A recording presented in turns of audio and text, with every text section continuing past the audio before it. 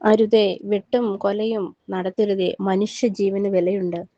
1968 നടന്ന ഒരു രാഷ്ട്രീയ കൊലപാതകം നിങ്ങൾക്ക് ഓർമ്മയുണ്ടോ?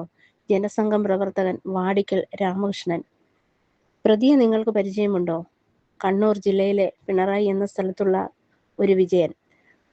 അദ്ദേഹം പിന്നെ പാർട്ടി സെക്രട്ടറിയായും 2 പ്രാവശ്യം മുഖ്യമന്ത്രിയുമായി. വാടിക്കൽ രാമകൃഷ്ണൻ മരിക്കുമ്പോൾ അദ്ദേഹത്തിന്റെ ഭാര്യ ലീലയ്ക്ക് വയസ്സ് 18. 18-ാം വയസ്സിൽ വിധവയായ ഒരമ്മ. നിങ്ങളൊന്ന് ആലോചിച്ചു നോക്കൂ.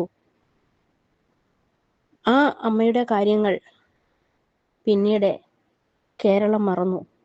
നമ്മുടെ സുരേഷ് ഗോപി സാർ ആ അമ്മയെ പോയി കാണുകയും അവർക്ക് ഉപജീവനത്തിന് വേണ്ടി ഒരു ബിസിനസ് തുടങ്ങാൻ അവരെ സാമ്പത്തികമായി സഹായിക്കുകയും ചെയ്തു.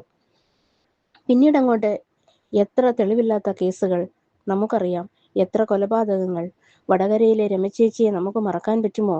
അങ്ങനെ ആ പരമ്പര TP ചന്ദ്രശേഖരൻ വരെ എത്തി നിൽക്കുന്നു.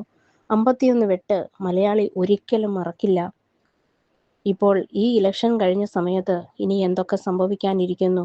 നമുക്ക് പ്രാർത്ഥിക്കാം, ഒന്നും ആർക്കും ഒരാപത്തും വരുത്തരുതേ.